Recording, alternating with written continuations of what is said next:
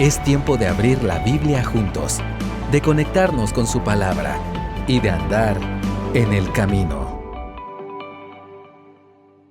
Una pregunta que todos nos debemos de hacer es que si nuestra manera de pensar y nuestra manera de actuar, ¿en qué está basado? Lo más obvio sería que digamos, bueno, como creyentes debería estar basado en las Sagradas Escrituras, porque las Sagradas Escrituras es la expresión, la comunicación, la revelación de Dios para el ser humano, que nos guía en todo lo que tiene que ver cuestiones de fe y conducta. ¿Qué debo de creer? Lo que la Biblia enseña que debo de creer. ¿Y cómo debo de vivir? ¿Cómo debo de actuar? Pues como la Biblia dice que debo de vivir y debo de actuar. Ahora, esa es la teoría. La práctica puede ser otra. Uno puede creer que lo que uno cree y lo que uno vive está de acuerdo a la palabra, pero a menos de que usted esté consciente y lo analice, entonces podrá darse cuenta. Por eso es que estudiamos la Biblia.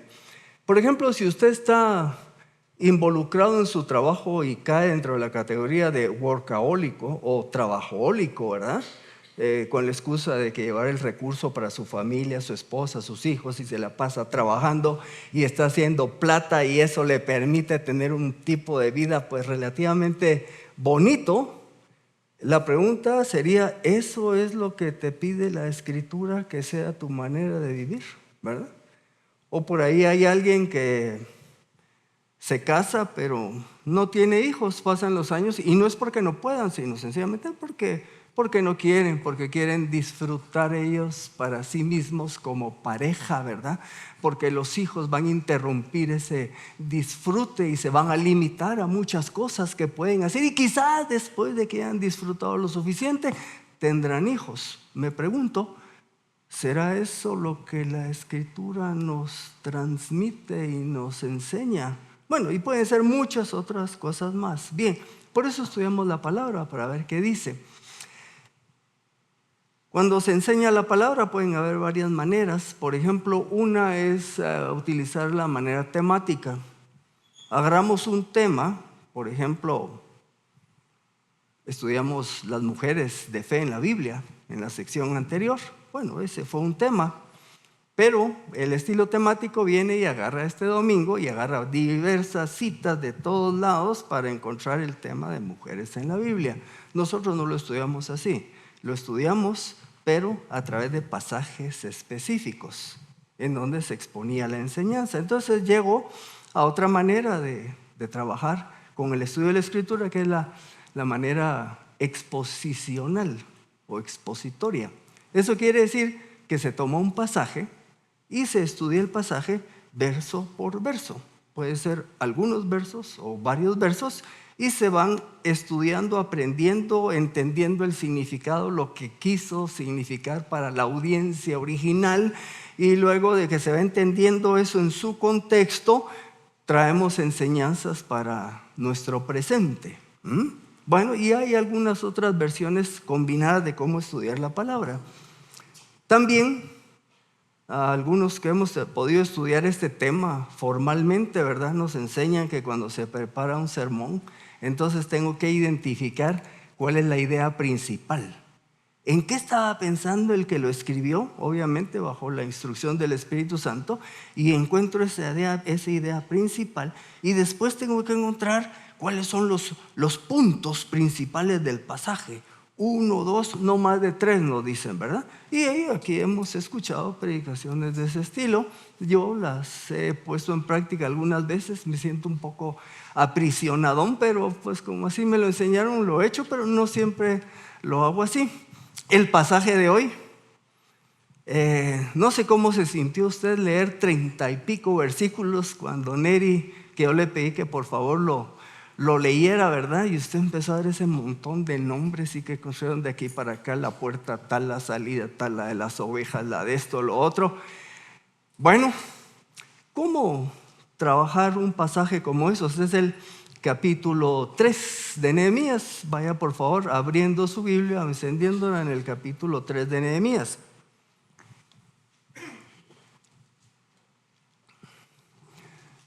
No sin antes hacer un comercial para hoy por la tarde. ¿Se recuerda qué hay hoy por la tarde? No me va a salir con un partido de fútbol porque ahorita lo va. No, no es cierto. ¿Ah? ¿Qué hay hoy por la tarde? A las 4 de la tarde. Tenemos una sesión congregacional. Aquí hay un buen grupo de gente que aquí por lo menos nunca estaba en una sesión congregacional. Y otros que sí. Y la última que tuvimos fue hace algún buen tiempo, ¿verdad? Entonces, les recuerdo que hoy tenemos, ¿qué vamos a ver en esa sesión? Vamos a ver cómo está la vida de la iglesia, por dónde andamos caminando, hacia dónde queremos caminar. Tampoco le digo que vaya a esperar algo espectacular, ¿verdad? Que hoy en la tarde les vamos a hablar de un proyecto maravilloso que va a encender sus... No es así. Vamos a compartir lo que estamos viviendo como iglesia, cómo nos podemos involucrar, pero usted prepare su corazón. Hoy, ¿a qué horas? A las 4 de la tarde. Muy bien, ya hice el recordatorio. Encomendémosle este tiempo al Señor. Padre, toda tu palabra es verdad, toda tu palabra tú la inspiraste. Tu Espíritu Santo obró en todos estos hombres a través de los siglos y a través de distintos lugares, tiempos, hombres en distintas posiciones, con distinta educación. Y nos dejaste un legado que es tu palabra, que tiene unidad y que nos transmite tu plan de salvación y todo lo que podamos conocer acerca de ti, lo que tú has querido que conozcamos de ti, está en las Escrituras. Y lo que quieres de nosotros está en las Escrituras. Gracias porque no nos dejaste en el vacío, a la aventura, sino que tenemos un norte, una lámpara a nuestros pies, una lumbrera a nuestro camino.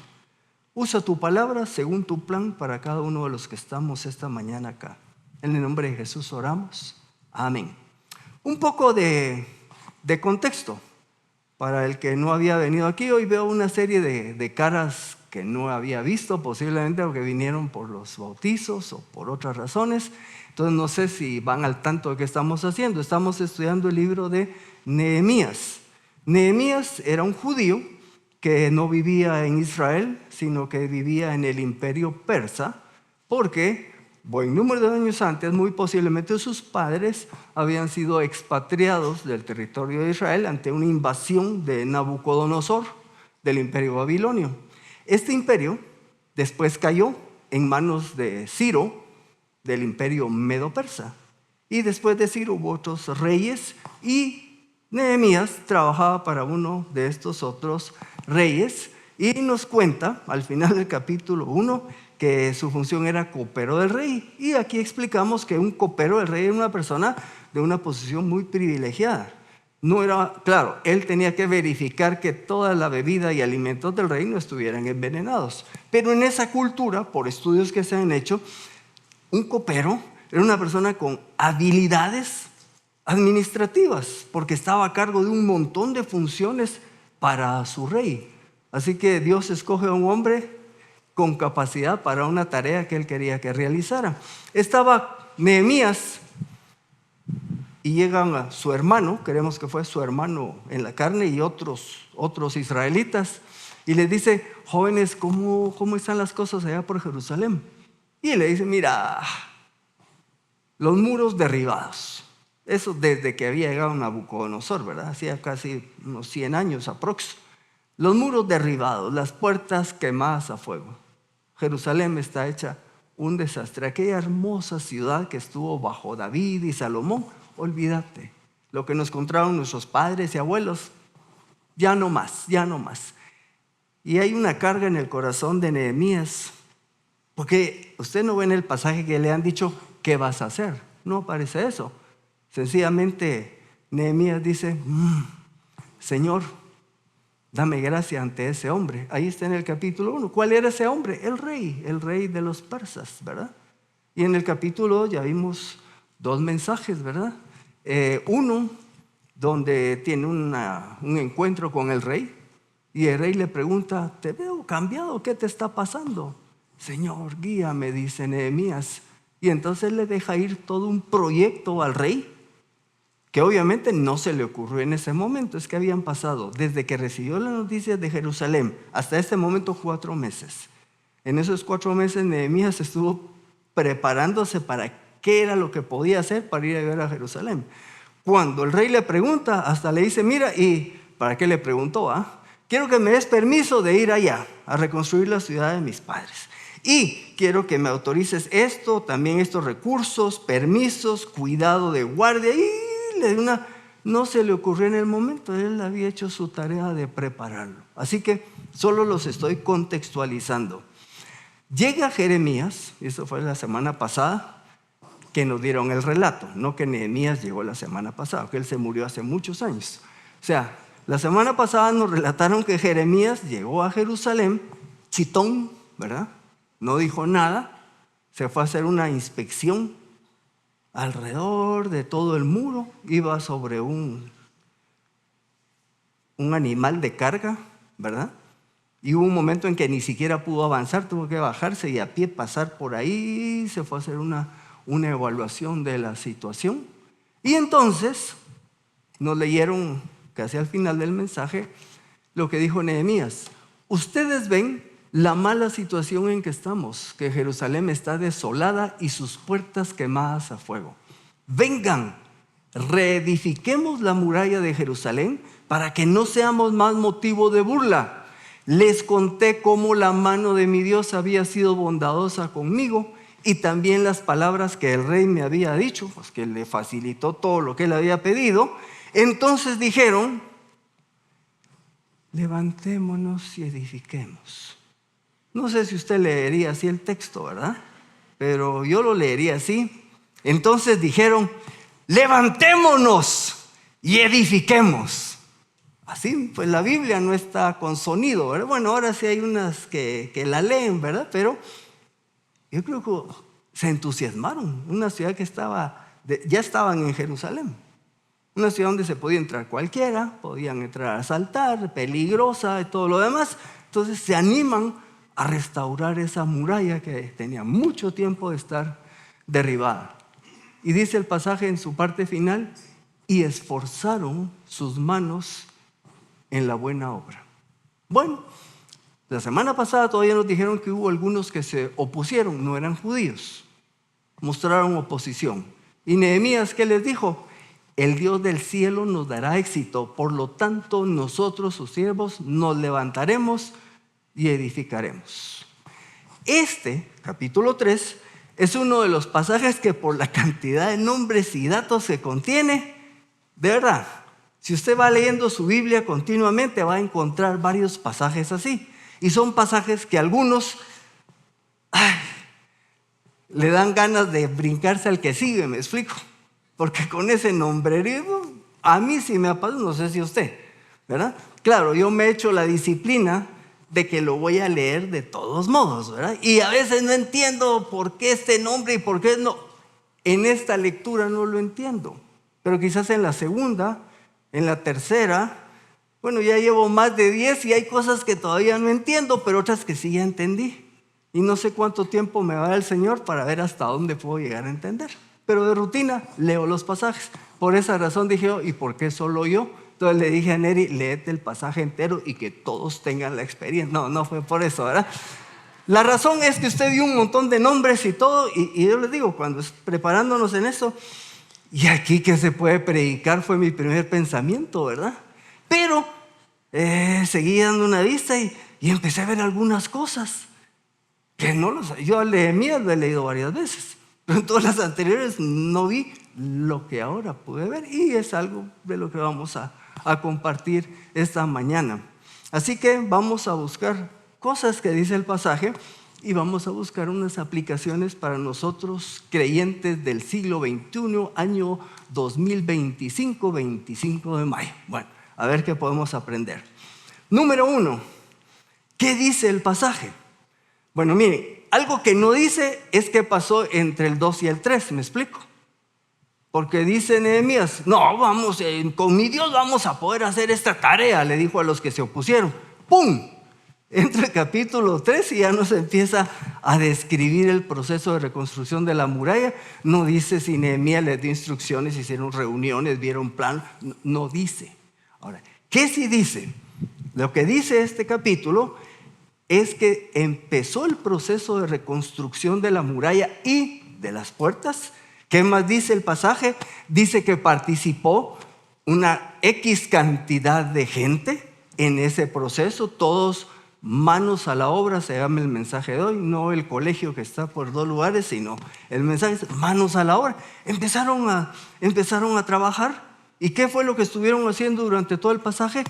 Reconstruyeron la muralla. Más adelante nos va a decir en cuánto tiempo y todo, pero estuvieron reconstruyendo la muralla y arreglando las puertas. Eso es lo que dice el pasaje, ¿está claro? Así que, en función de lo que Nehemías les dijo, levantémonos y edifiquemos, y el pueblo dijo, sí, vamos a hacerlo. Aquí en el 13 estamos viendo que lo que se comprometieron a hacer, de verdad lo estaban haciendo. Pero vamos a aprender algunos detalles que están aquí en el pasaje. Por ejemplo, según el capítulo 3, y yo sé que fue una lectura, y tomó como 5 o 6 minutos, ¿qué dice el capítulo 3 que hizo Nehemías? Si quiere usted darle una vista de pájaro ahí y busque a ver qué hizo Nehemías. Bueno, ya, vista de pájaro, ¿eh? Entonces, va a aparecer un Nehemías, pero no es el autor del libro. Ahí dentro de esos versículos hay un Nehemías que construye, pero es otro Nehemías, ¿verdad? Entonces, ¿qué hizo Nehemías, el autor del libro? No aparece nada, no dice nada.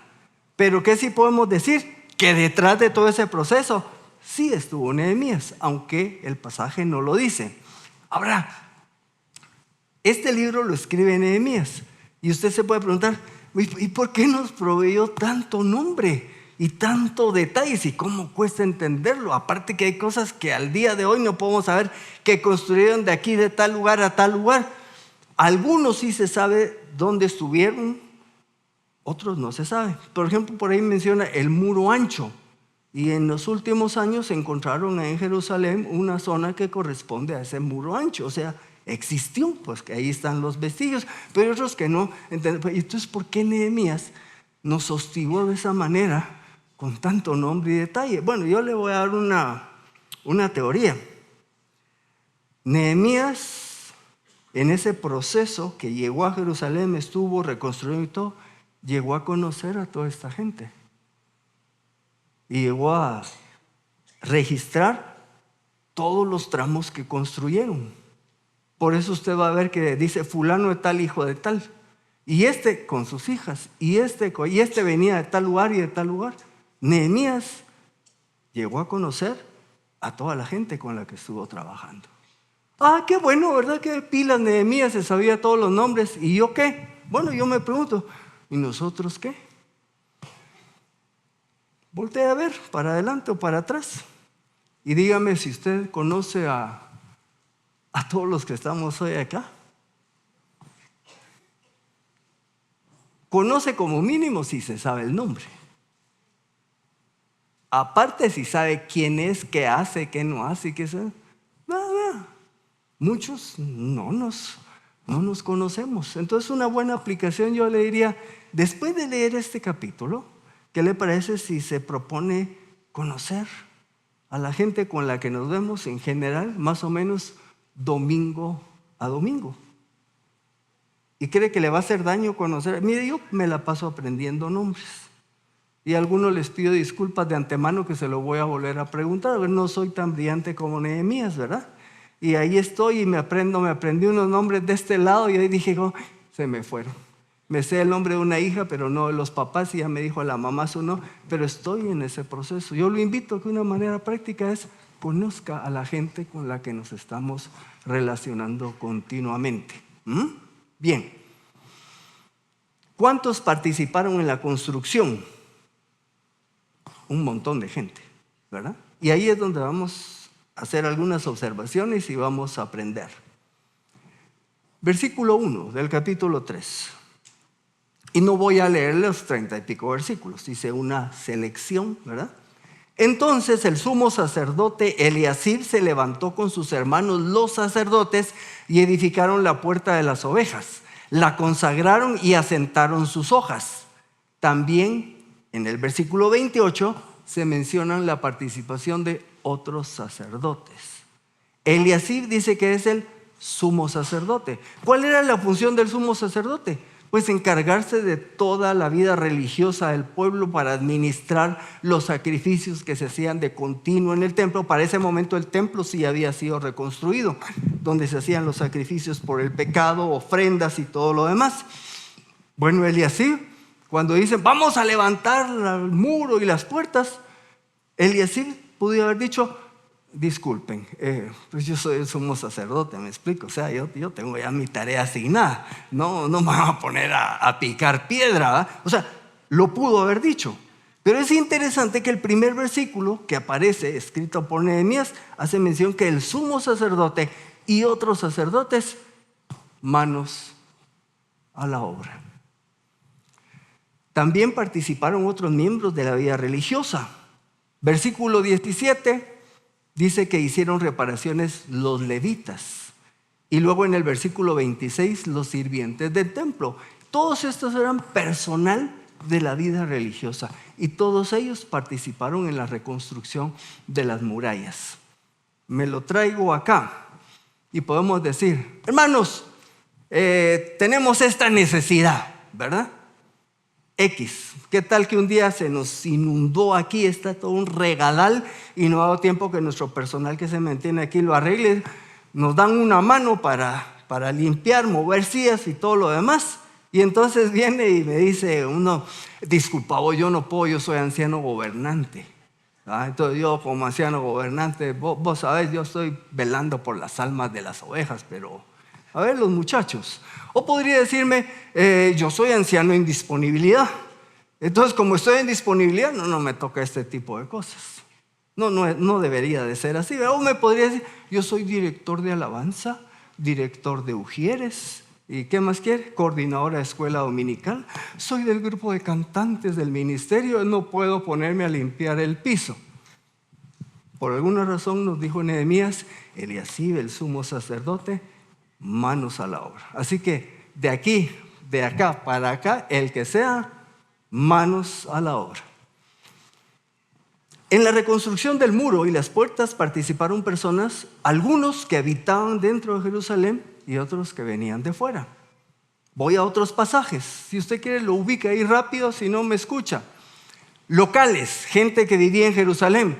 Los hijos de Senaá, Meremot, Mesulam, Sadoc, Joyada, y aparece otro Mesulam que no es el mismo, eran sinónimos, tenían el mismo nombre.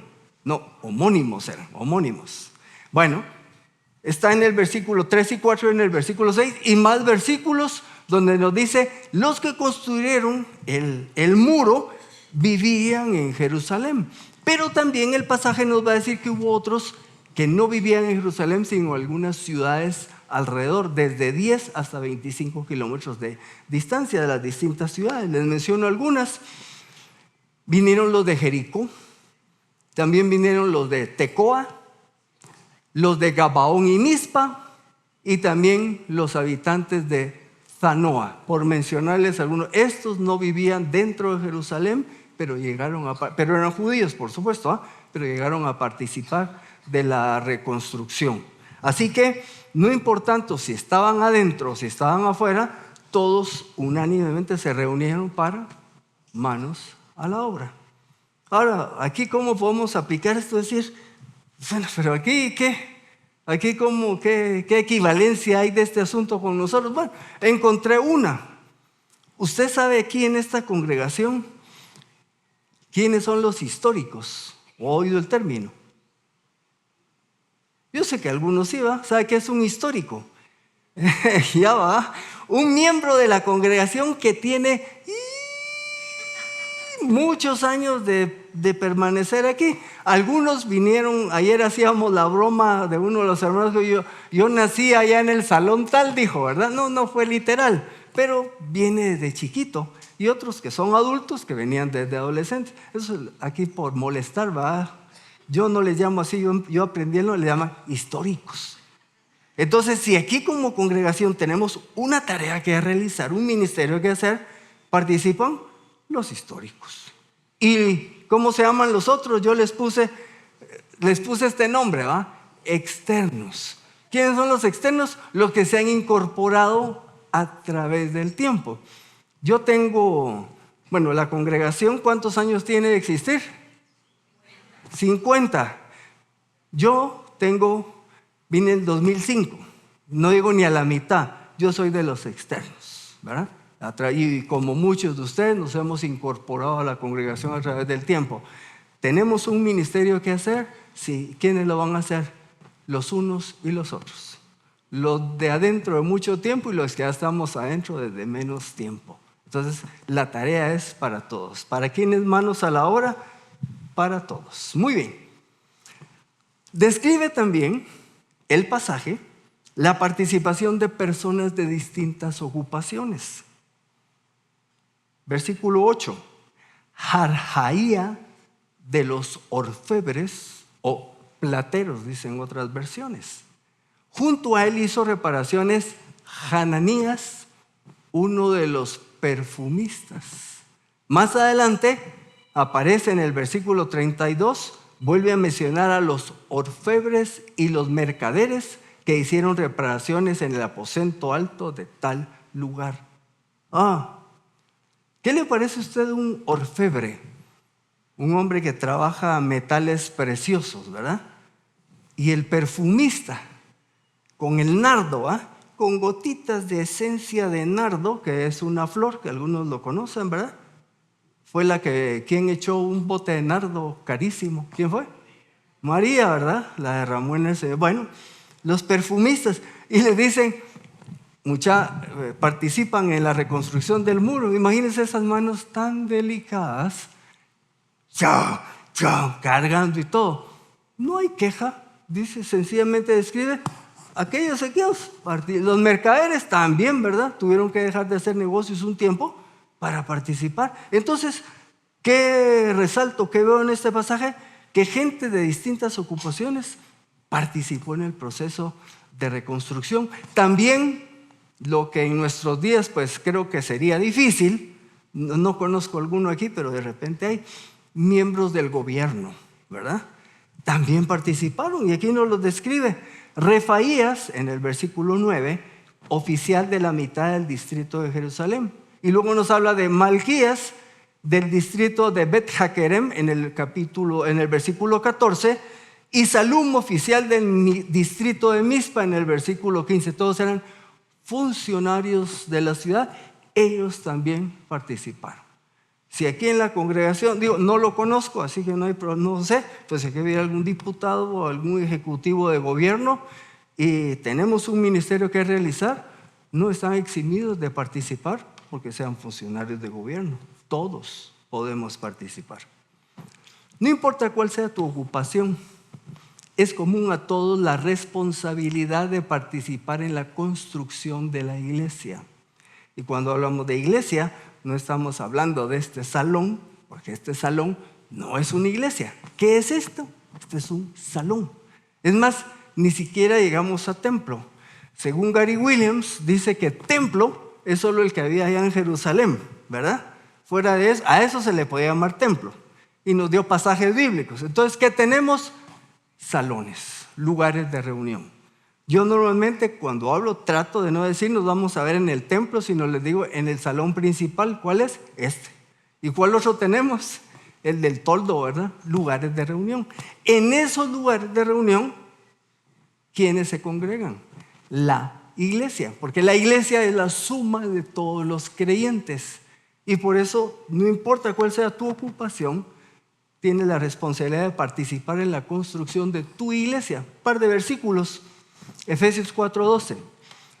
Dios dio dones, fin de capacitar a los santos para la obra del ministerio, para la edificación del cuerpo de Cristo. La razón por la que cada uno de nosotros tiene un don es para participar en la construcción de esta iglesia viviente. Primera de Pedro 2:5a.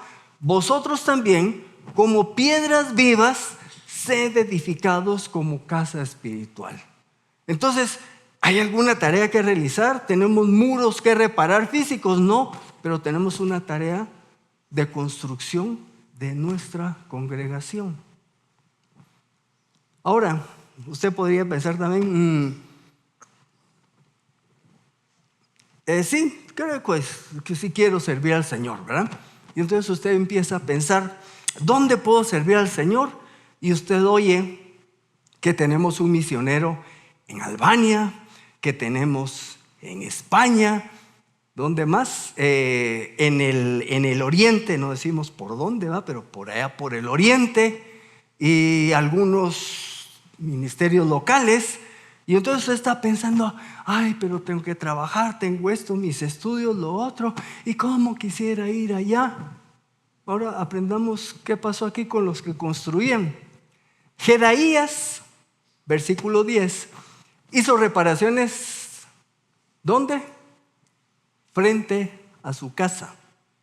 Benjamín y Jasú hicieron reparaciones frente a su casa.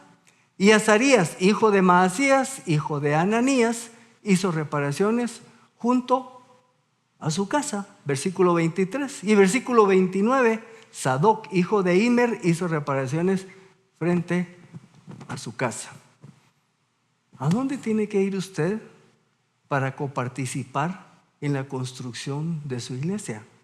No tiene que ir, no vas a estar esperando hasta que pueda irse a otro lugar. O sea, puede ser, si el Señor lo llama, proveerá lo necesario. Pero si todos quisiéramos irnos lejos a servir, aquí estamos, ¿y cuándo vamos a ir? ¿Verdad? Y algunos ya ni vamos a poder viajar en el avión, ¿verdad? Nos da patatús. Bueno, ¿a dónde debo ir para hacer mi ministerio? Yo le voy a responder de esta manera. Ahí donde estás. ¿Sabe? Por ejemplo, Jackie, tienes que ir muy lejos. Puedes hacer tu ministerio en tu casa, con la transmisión de la palabra y el modelaje de la vida cristiana para tus hijos. Ahí estás construyendo. Y ahora, ¿puede hacerlo en otro lado? Sí, pero como mínimo ahí. O si usted está pensando, ay, pero ¿yo dónde puedo servir? Porque no tengo esto, lo otro, mi limitación. Pues ahí donde está, ¿me explico? Ahí donde está. Usted puede, por eso el ejemplo acá. ¿Y estos dónde construyeron? A la par de su casa. Claro, hubo otros que vinieron de lejos, ¿verdad? Pero estos, entonces, ¿tiene usted alguna limitación? Construya ahí donde Dios lo tiene. Si yo me pongo a pensar, ¿dónde puedo compartir el evangelio? Pues en el trabajo que tengo la oportunidad de compartirlo, ¿verdad? Claro que si me invitan a ir a otro lado, voy a ir. Me da temor, pero voy a ir. Pero como mínimo, ahí donde estoy, yo puedo hacer esa labor de construcción que tiene que ver con mi iglesia local. Puedes hacerlo en tu casa, en tu trabajo, en tus estudios, en tu barrio. Y ahora ya no hay muchos de barrio, solo los de mi edad. Ahora los jóvenes son de condominio. Okay, está bien, lo pueden hacer en el condominio, con el gremio. Ahí puede hacer su ministerio, con la habilitación del Señor, donde Él quiera. Les cuento. Participaron también mujeres. Versículo 12. Junto a él, otro que estaba a la par, hizo reparaciones Salum, hijo de Jalojes, oficial de la mitad del distrito de Jerusalén, era del gobierno también. Él, ¿con quién? Con sus hijas. Algunos dicen, ¿y por qué lo anota ahí? Posiblemente no tenía hijos varones. Y las hijas que tenía dijeron, papá, vamos, ¿verdad? Y también participaron en la obra. Las mujeres en la cultura oriental no son muy mencionadas, pero en la Biblia el Señor las ha usado a través de los tiempos. La serie que acabamos de terminar, Mujeres Ejemplares de la Fe, vimos cómo el Señor usó a una jueza, a la esposa de a la que fue después mamá de un sacerdote, estoy hablando de Ana, vimos a María, vimos a la viuda, vimos a Lidia, la vendedora de púrpura, una comerciante, a Ruth, a la suegra de Ruth, Noemí, y vimos a Esther. Y aquí, en la reconstrucción del mundo, hay entonces mujeres ¿Pueden ustedes participar en la construcción? Claro que pueden participar. ¿Por qué? Porque ustedes también están incluidas en el ministerio para servir al Señor. Perdón por la entonación, ¿verdad? Son deslices. Unos editaron tramos cortos y otros largos. Y aquí ya estoy terminando. Anún y los habitantes de Zanoa repararon la puerta del valle, la edificaron y asentaron sus hojas con sus cerrojos y barras. Los que construyeron a la par de su casa no fue un trayecto largo, ¿verdad? Pero estos se dispararon 1000 codos. Usted ha oído eso en las 60, ¿verdad? Por cierto, les cuento que un codo era medir de aquí, de lo que algunos de ustedes son, codo, ¿verdad? Del codo a la punta del dedo. Más o menos eso da 45 centímetros. Se los paso a medida que entienda. Construyeron 450 metros de muralla. Yo me puse a pensar ahí en mi casa, rumba, de aquí donde vivo a la garita y un trecho más y de un buen muro. Ok, estos hicieron bastante y otros menos. ¿Cuáles eran más valiosos? Todos coparticiparon. Ahora bien, se nos describe en el pasaje, gracias a Dios solo hay uno ahí, de unos que no participaron. Versículo 5. Dice que vinieron los de Tecoa, que era una ciudad externa, vinieron, hicieron también reparaciones y hay un pero. Pero sus grandes o nobles de Tecoa no apoyaron la obra de sus señores. Dice la Nueva Traducción Viviente, aunque sus líderes se negaron a trabajar con los supervisores de la construcción. Dentro de todo el capítulo, de todo el montón de gente que trabajó, hay unos ahí, estos no participaron. ¿Sabe cómo les llamo yo a esos para nuestros días? Espectadores. ¿No? ¿Por qué? Porque se congregan y solo vienen a ver qué hay. Espectadores, ¿no? O sea, ¿y qué tal? Ay, es que el que dirigió, ay, lo de los cantos, hoy no sentí. Hoy no sentí con los cantos, hoy no sentí. Y la predicación, una de nombre, está espantosa, es algo de espectadores. Y usted le dice, mira, ¿y vos qué haces aquí? No hace nada, ¿verdad? Bueno, ¿qué aprendemos de esto? Bueno, como mínimo que usted decida no ser espectador, ¿verdad?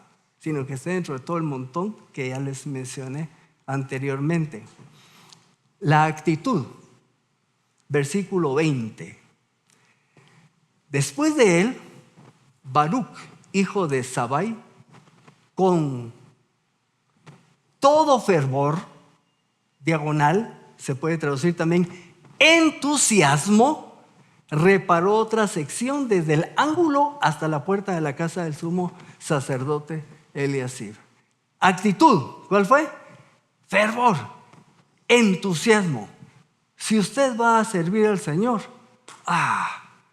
por favor, llénese de Él y lo que le toque hacer, hágalo con entusiasmo. Así usted se haya desvelado, haya estado cansado, enfermo, todo lo que quiera. Si usted va a servir al Señor, hágalo con ganas, ¿verdad? ¿Por qué? Porque es que es para el Señor. No oyó todos los cantos. Dice que rompió mis cadenas, me libró de mis pecados, me redimió. Jesús me compró en el mercado de esclavos.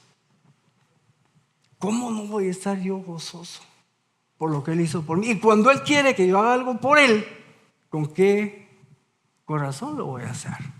Yo le invito a que lo que el Señor le esté diciendo a usted que haga, hágalo con corazón.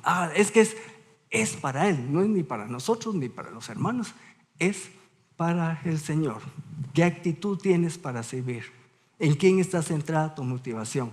¿En ti mismo o en el Señor? ¿Cuáles son algunas áreas que vamos a trabajar? Edificarnos mutuamente a través de los dones que el Señor nos ha dado, pero también tenemos unas áreas que trabajar de tipo personal y que pueden ser general. ¿Cómo están los muros de tu pureza sexual? chicos y chicas, y no chicos y no chicas, o sea, todos los demás. ¿Cómo estamos? Hay muros derribados donde se nos está metiendo otro tipo de pensamiento, como lo que viene de la pornografía, lo que vemos, lo que leemos o lo que vemos en vivo. Tengo que reconstruir muros para evitar que eso entre y envenene mi corazón. Solteros y casados.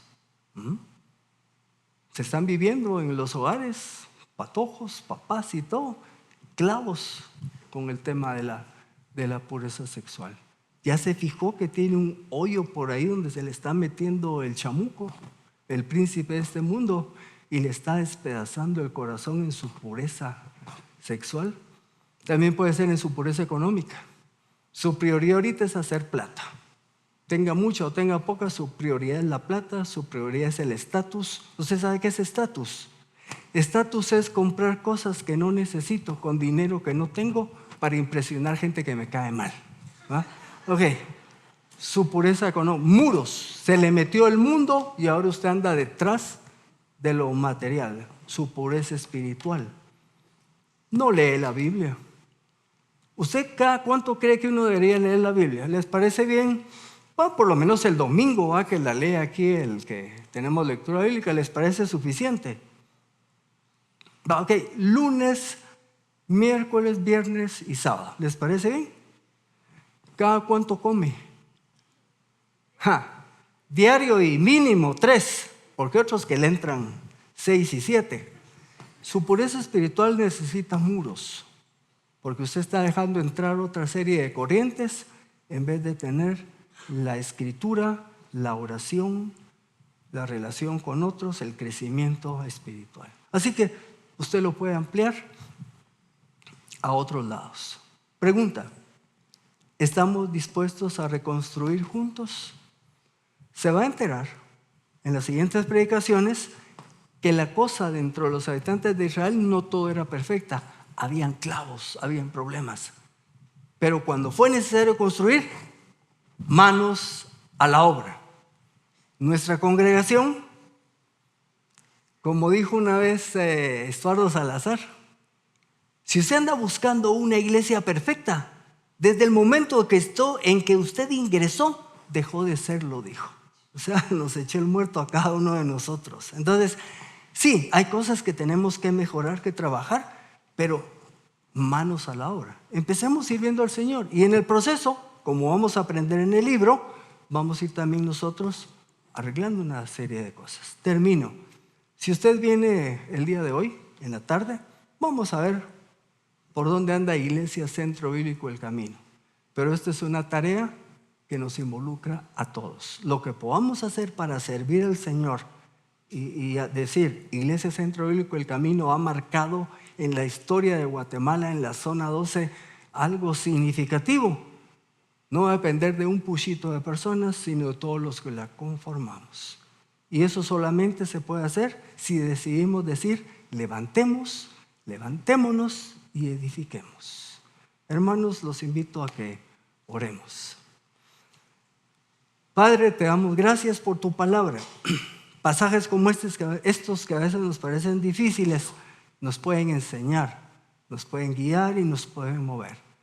Te pedimos que tú obres en cada uno de nosotros y nos indiques.